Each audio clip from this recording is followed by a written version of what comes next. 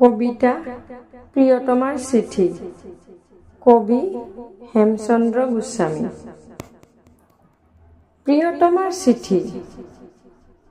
সৌন্দৰ্যৰ বুকুত কাচলি উদঙাই প্ৰকৃতিৰ চৌহদ চালু পিত পিত। কুকুৰ ঠেঙীয়া এই আখৰ কীৰ্তিত যি অমিয়া ঘঁহা আছে কতো আৰু নাই। কবি নিকুঞ্জত ফুলি কত কবিতাই মলয়াত উটি উটি ফুৰে পৃথিৱীত। তোমাৰ চিঠিয়ে কিন্তু জানে জিতি গীত, কবিতাৰ কাব্যে তাৰ গোন্ধকে নাপায়। ফুল ফুলে সৰি যায় শুকান বননি, বসন্তৰ কুঁহিপাত ৰ'দত লেৰেলে।